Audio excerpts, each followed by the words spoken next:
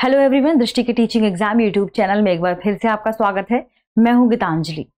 जैसा कि आप सभी जानते हैं कि हम यहाँ सीटेट के प्रीवियस ईयर क्वेश्चंस पर चर्चा कर रहे हैं। सीटेट यानी क्या? यानी सेंट्रल टीचर एलिजिबिलिटी टेस्ट। इसी को क्या कह दिया गया है शॉर्ट फॉर्म में? सीटेट, केंद्रीय शिक्षक पात्रता परीक्षा। इस परीक्षा में जो सामाजिक विज्ञान खंड है, प्रश्न पत्र 2, ध्यान रखिएगा, प्रश्न पत्र 2। प्रश्न पत्र 2 किस से किस कक्षा के लिए है? 6 से 8 कक्षा के लिए है।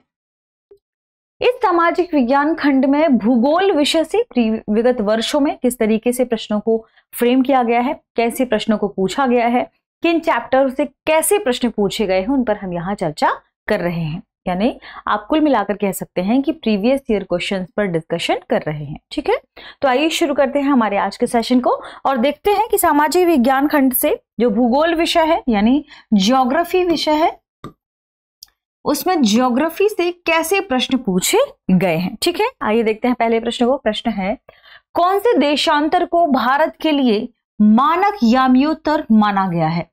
हमारे पास ऑप्शन है 44.5 पूर्व, 44.5 डिग्री पूर्व, 65.5 डिग्री पूर्व, 82.5 डिग्री पूर्व और 84.5 डिग्री पूर्व। यह प्रश्न सीटेट 2021 में पूछा गया था। अब यहाँ पर सबसे इंपॉर्टेंट बात है कि मानक समय क्या है और मानक याम्योत्तर क्या है। देखिए, हमने हमारे प्रीवियस डिस्कशन में ठीक से चर्चा किया है किसके बारे में?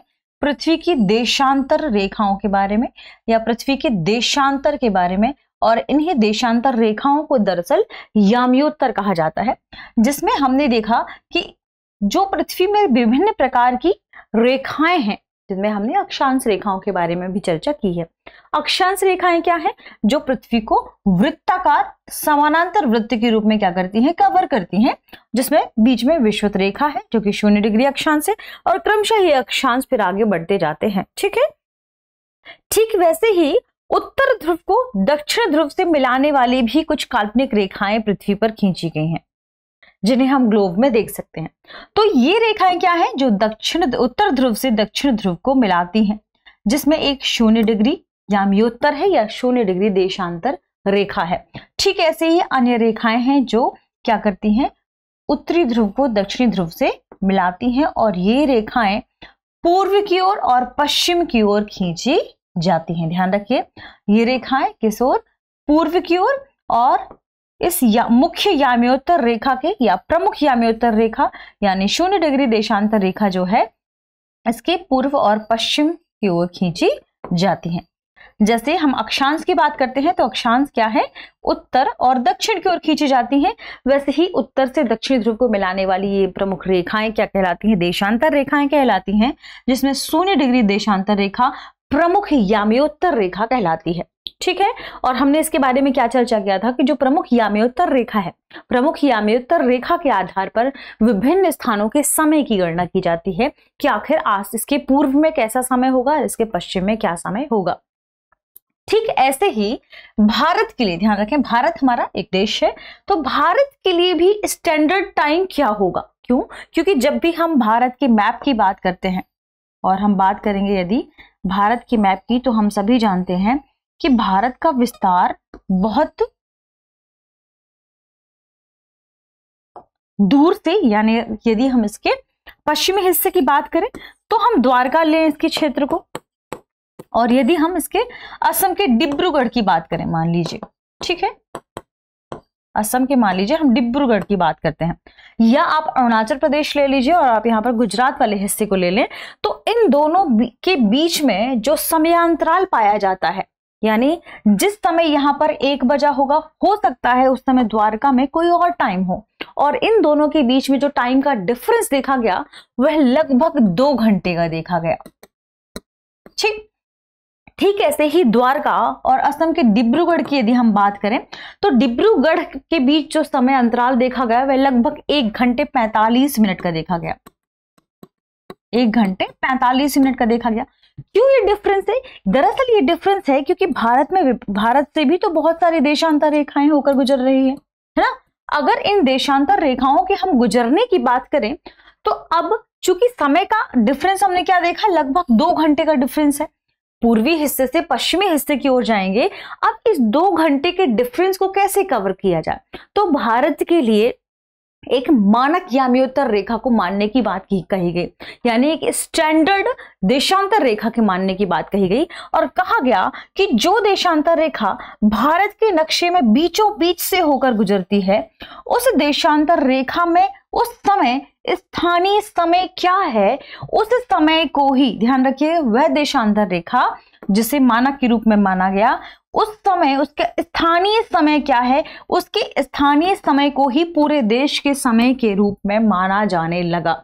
और वह मानक याम्योत्तर रेखा कौन सी है, ध्यान रखिएगा, वह मानक याम्योत्तर रेखा है 82.5 डिग्री पूर्व। क्या है? 82.5 डिग्री पूर्व। अब देखिए आपके ऑप्शन में 82.5 डिग्री पूर्व कहां पर है, ऑप्शन सी है 82.5 डिग्री पूर्व। यही भारत के लिए एक मानक याम्योत्तर है।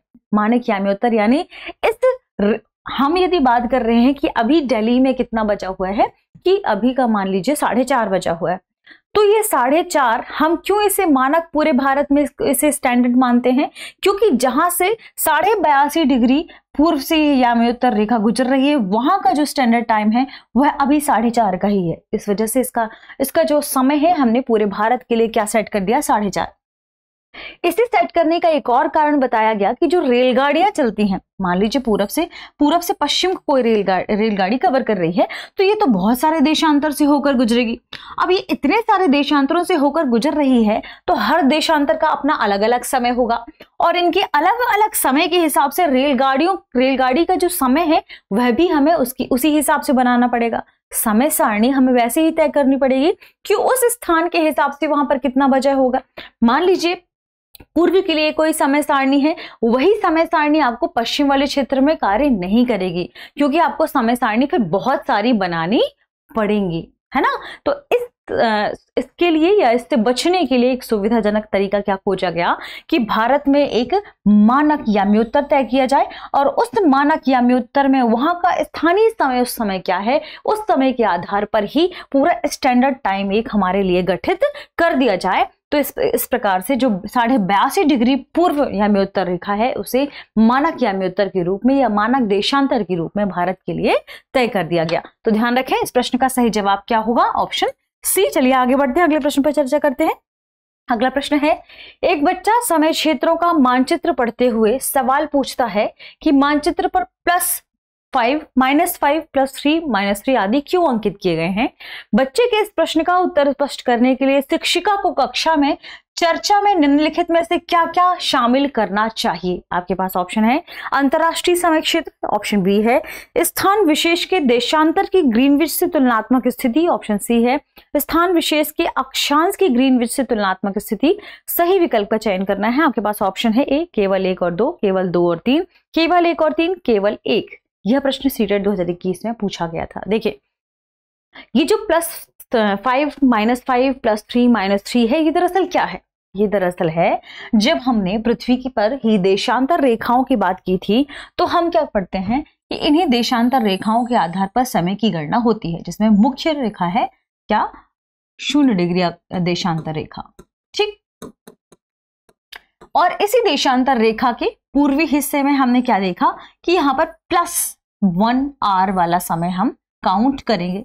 तो यहां पर जो भी अंक आपको मिलेंगे, +5 देशांतर रेखा, +10 देशांतर रेखा, +15 देशांतर रेखा, +20 डिग्री देशांतर रेखा, और ठीक इस तरफ इसी तरीके से -5, -10, -15 डिग्री, -20 डिग्री वाली रेखाएं शामिल होती हैं। यानी ये क्या है, ये दरअसल देशांतर रेखाओं के संदर्भ में है, ताकि उस समय पर स्पष्ट तरीके से समय की गणना की जा सके। तो जब किसी शिक्षिका को, चूंकि बच्चे ने क्या प्रश्न पूछा कि +3, -3 क्या है, तो जब कोई शिक्षिका इस +3, -3 को बताए या बच्चे के मन में ऐसा सवाल ना आए, इसके लिए बच्चे उस शिक्षिका को क्या शामिल करना होगा, उसे बच्चों को देशांतर रेखाओं के बारे में बताना होगा।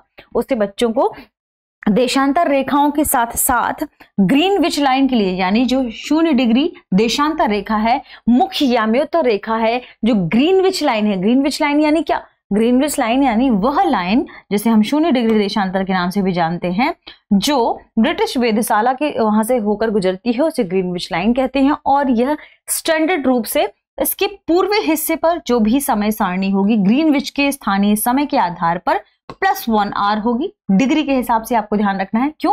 क्योंकि पृथ्वी 15 डिग्री 1 घंटे में क्या करती है? मूव करती है। तो 15 डिग्री बाद क्या समय होगा? इसमें +1 करते जाना है। 30 डिग्री के बाद क्या समय होगा? तो जो स्थानीय समय है 0 डिग्री या याम्योत्तर पर, उससे यदि आप 30 डिग्री क्रॉस कर रहे हैं पूर्व की ओर तो +2 आवर का समय होगा। ठीक ऐसे ही पश्चिम में इसमें माइनस होगा, यानी आप देशांतर रेखा से 0 डिग्री देशांतर रेखा से या प्रमुख याम्योत्तर रेखा से पश्चिम की ओर जा रहे हैं और पश्चिम में आपने 15 डिग्री मूव किया है, तो आपकी जो मुख्य देशांतर रेखा है उससे -1 आवर होगा। यदि आप -30 डिग्री मूव कर रहे हैं तो समय क्या होगा? इससे -2 आवर होगा। ध्यान रखिएगा, 2 घंटे। ठीक है, तो इस तरीके से आप उस शिक्षिका को उन बच्चों को समझाने के लिए क्या क्या चीजें बतानी होंगी? ग्रीनविच लाइन के बारे में बताना होगा, देशांतर रेखा के संबंध में ग्रीनविच का क्या रोल है यहाँ, इसके बारे में भी बताना होगा। और साथ ही शिक्षिका को यह भी बताना होगा कि जो अंतरराष्ट्रीय समय क्षेत्र है वह कैसे कार्य करता है। जैसे हमने अभी बात की कि जो मुख्य ग्रीनविच लाइन है उससे पूर्व की ओर जाके समय कैसे कार्य करेगा, उसके पश्चिम की ओर जाएंगे तो समय कैसे कार्य करेगा, ये इंटरनेशनल लेवल पर मान्य है। ठीक है, तो शिक्षिका को क्या क्या बताना होगा? पहले तो अंतरराष्ट्रीय समय क्षेत्र बताना होगा और उसे बताना होगा कि स्थान विशेष के देशांतर की ग्रीनविच से तुलनात्मक स्थिति क्या है, यानी ग्रीनविच से उस 15 डिग्री के मूवमेंट के बाद समय क्या होगा, और पश्चिम दिशा में यदि वह जाता है तो पश्चिम दिशा में 15 डिग्री के मूवमेंट में समय क्या होगा। ठीक है, यहां देशांतर के बारे में माफ कीजिएगा, यहां अक्षांश के बारे में बातें नहीं की गई हैं। क्यों? क्योंकि आपको क्या बताना है, ये मानचित्र पर +5 -5, यानी आपको एक समय के बारे में, समय की गणना के बारे में बात करना है जहां अक्षांश का रोल कहां क्या है, कम है, तो आप मान सकते हैं। ठीक है, तो A और 2 दोनों सही है। इस तरीके से आप ढूंढिए कि आपको क्या आंसर बताना है। ऑप्शन ए, केवल 1 और 2।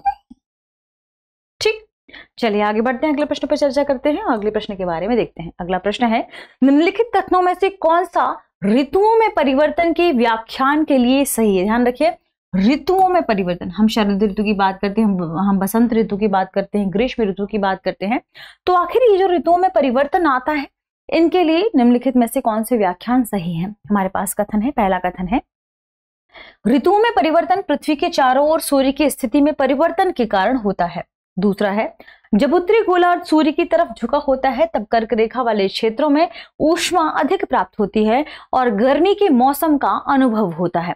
अब देखिए, प्रश्न है ऋतुओं में परिवर्तन के बारे में। ठीक, सही विकल्प का चयन कीजिए। आपके पास ऑप्शन है, केवल 1 सही है, केवल 2 सही है, 1 और 2 दोनों सही है, ना तो 1 सही है और ना ही 2, यानी 1 और 2 दोनों सही नहीं है। अब यदि हम बात करें ऋतुओं में परिवर्तन के बारे में, जैसा कि हमने चर्चा क्या किया अभी थोड़ी देर पहले, ऋतु की शरद ऋतु कैसी हो रही है, ग्रीष्म ऋतु कैसी आ रही है, तो ये किस आधार पर डिपेंड करता है? देखिए, ये डिपेंड करता है कि जो हमारी पृथ्वी है वह पृथ्वी सूर्य की ओर किस तरीके से झुकी हुई है। यानी यहां पर ऋतु में परिवर्तन पृथ्वी के चारों ओर सूर्य की स्थिति पर डिपेंड नहीं करता, जबकि सूर्य के चारों ओर पृथ्वी की स्थिति पर डिपेंड करता है, पृथ्वी की स्थिति में होने वाले परिवर्तन पर डिपेंड करता है। जैसे यदि हम बात करें इस परिवर्तन के संदर्भ में, तो मान लीजिए यह पूरा वर्ष भर का पृथ्वी का समय है जिसमें ये पृथ्वी है जो 23.5 डिग्री क्या है, झुकी हुई है नॉर्थ और साउथ। ठीक,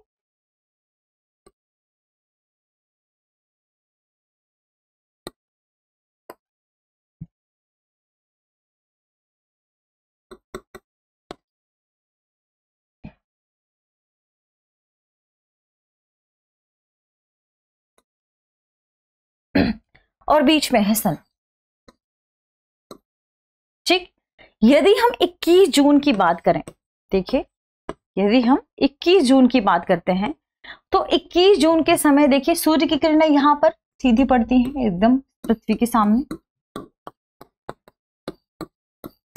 ठीक, आप देखिए यदि हम 21 जून की बात करते हैं तो आपने देखा 21 जून चूंकि पृथ्वी क्या है 23 डिग्री तक झुकी हुई है, 23 डिग्री झुकी होने की वजह से क्या होता है, पृथ्वी की जो लाइट है वह नॉर्थ वाले गोलार्ध में क्या हो रही है, ज्यादा पड़ रही है। अब ये पृथ्वी इस तरीके से झुकी है, यानी कर्क रेखा यहां पर है, बीच में विषुवत वृत्त है, फिर मकर रेखा है। सबसे ज्यादा लाइनें या कह सकते हैं कि सूर्य की किरणें कहां पड़ेंगी, कर्क रेखा के ऊपर सीधी पड़ेंगी। यानी आप क्या कह सकते हैं कि नॉर्थ वाला जो गोलार्ध है या जो उत्तरी गोलार्ध है वहां पर क्या हो रहा है, वहां सूर्य की किरणें पड़ रही हैं सीधी। यानी जब उत्तरी गोलार्ध सूर्य की तरफ झुका होगा, यह कब होता है, 21 जून के आसपास। ध्यान रखिए, खासकर 21 जून की बात है यह नॉर्थ गोलार्ध किस तरफ झुका हुआ है, सूर्य की तरफ झुका हुआ है। तो यहाँ पर सूर्य की किरणें सीधी पड़ने की वजह से ग्रीष्म ऋतु का आभास होता है, यानी यहाँ गर्मी ज्यादा महसूस होती है और कर्क रेखा वाले क्षेत्रों में ऊष्मा अधिक प्राप्त होती है, जिस वजह से यहाँ गर्मी का अनुभव होता है। तो ये किस आधार पर हुआ, ये हमने देखा कि पृथ्वी की स्थिति में परिवर्तन हो रहा है सूर्य के सापेक्ष, सूर्य की वजह से। ध्यान रखें, सूर्य तो है स्टेबल है, लेकिन पृथ्वी घूम रही है चारों तरफ, है ना, और पृथ्वी के परिवर्तन की वजह से ये सारी चीजें स्पष्ट हो रही हैं, ना कि सूर्य की स्थिति में परिवर्तन। इसमें क्या लिखा है, सूर्य की स्थिति में परिवर्तन।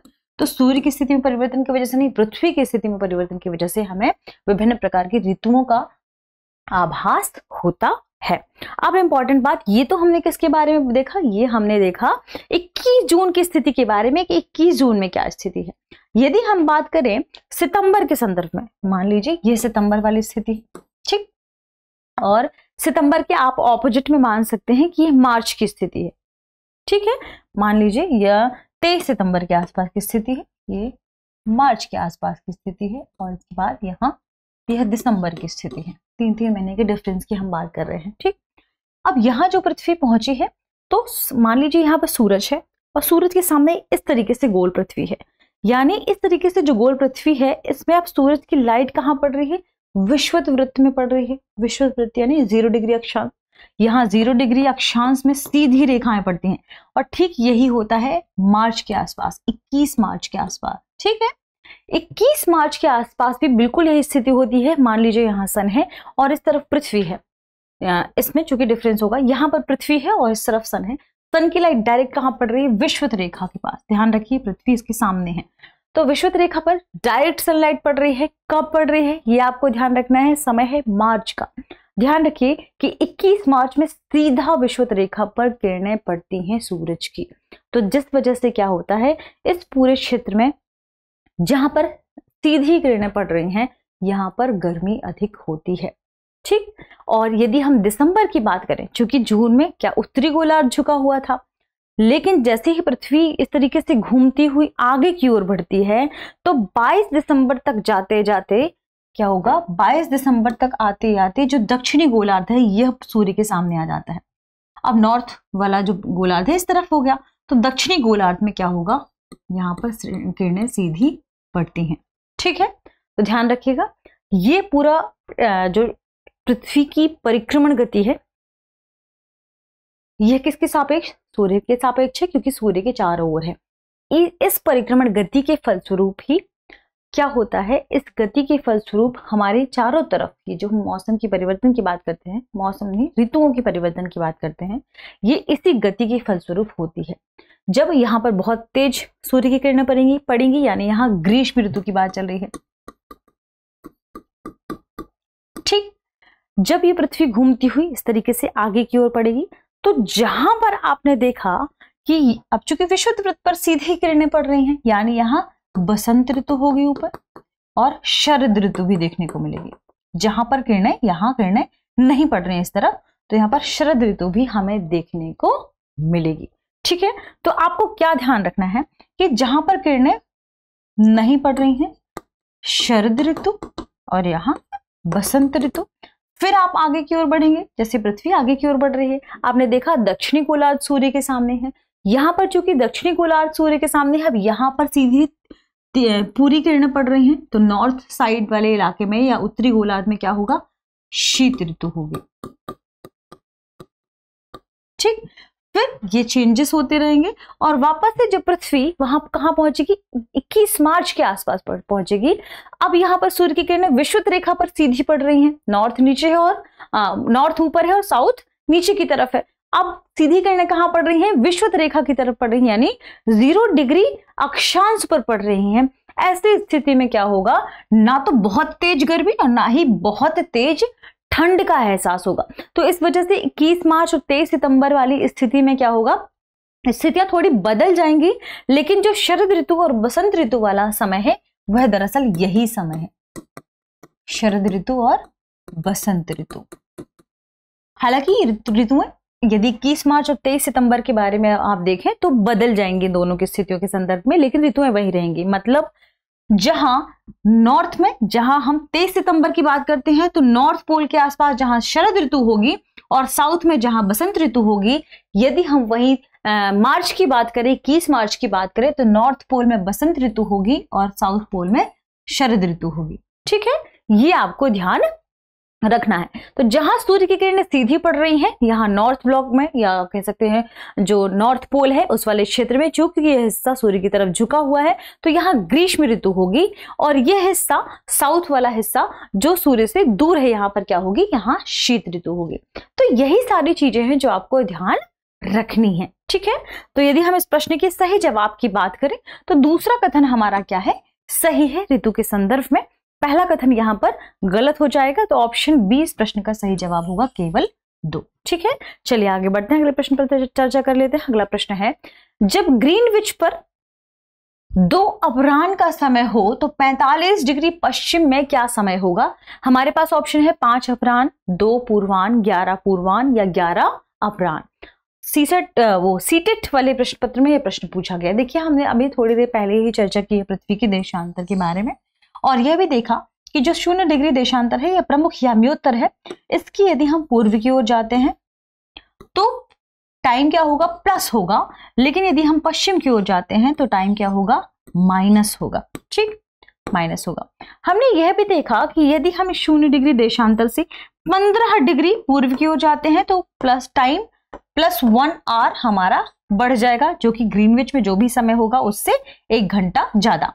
यदि आप 15 डिग्री पश्चिम की ओर आते हैं, 30 डिग्री पश्चिम की ओर आते हैं, या 45 डिग्री पश्चिम की ओर आते हैं, 15, 30, 45, है ना, इसी के गुणज के रूप में आगे बढ़ते जाते हैं। क्योंकि 15 डिग्री में -1 आवर होगा, 30 डिग्री में -2 आवर होगा और 45 डिग्री में -3 आवर होगा। यानी जो मुख्य देशांतर यहाँ पर रेखा है, मुख्य देशांतर रेखा में जो भी समय होगा, तो यहां पर क्या लिखा है, जब ग्रीनविच पर 2 अपराह्न है, मान लीजिए मुख्य देशांतर में 2 अपराह्न का समय है, तो 45 डिग्री पश्चिम, तो 45 डिग्री आप पश्चिम की ओर आएंगे, यानी 15 डिग्री पर 1 घंटा, 30 डिग्री पर 2 घंटा, 45 डिग्री पर 3 घंटा, तो -3 आवर कर दीजिए किससे, 2 अपराह्न से या 2 अपराह्न से। तो 2 बजे है मान लीजिए अपराह्न को, और आप इसमें से -3 कर देते हैं।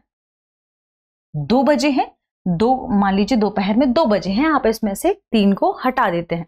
हटाएंगे जैसे ही आप 3 को, तो आपका समय क्या होगा, आपका समय बचेगा 11 पूर्वाह्न। ये आपको ध्यान रखना है।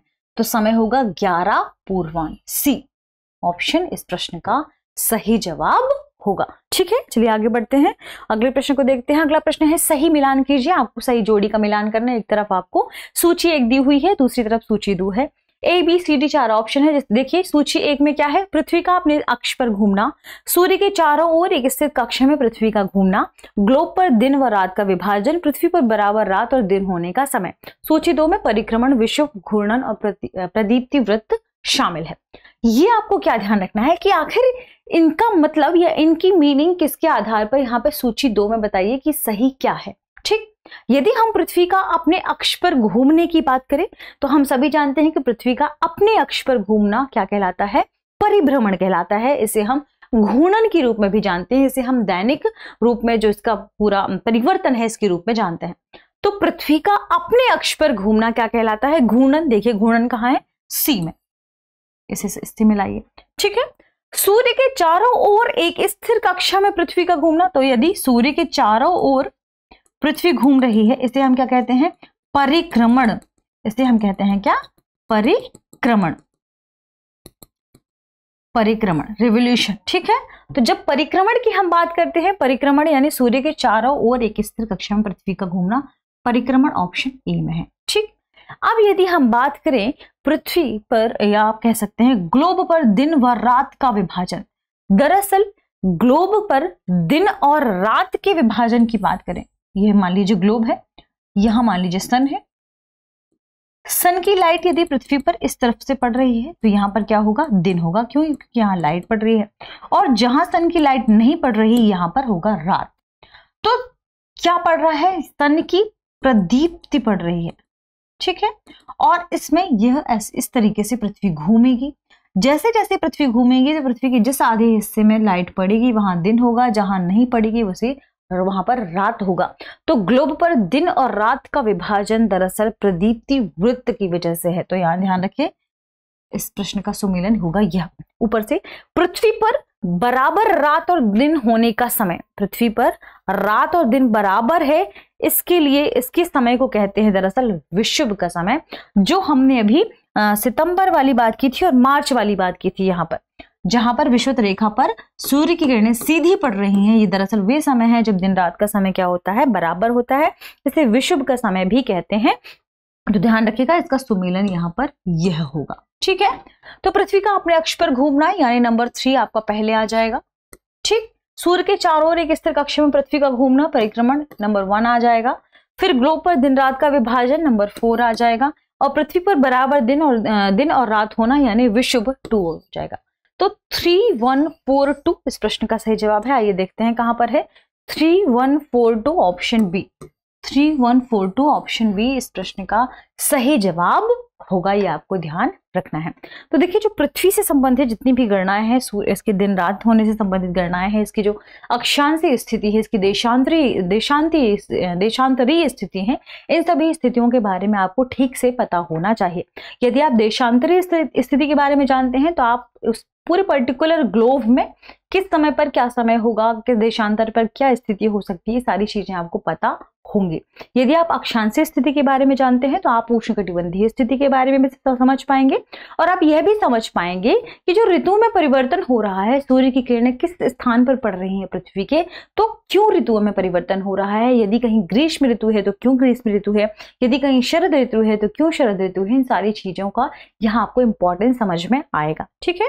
तो जरूरी क्या है कि आप इन सारी चीजों के बारे में ठीक से जानें, ठीक से समझने की कोशिश करें, ताकि आप ऐसे प्रश्नों को सीटेट के प्रश्न पत्र में जो पूछे जाते हैं उन्हें आसानी से हल कर पाएं, ठीक है। तो चलिए मिलते हैं हमारे अगले एपिसोड में कुछ खास प्रश्नों के साथ। तब तक आप रिवीजन करते रहिए, पढ़ते रहिए। धन्यवाद।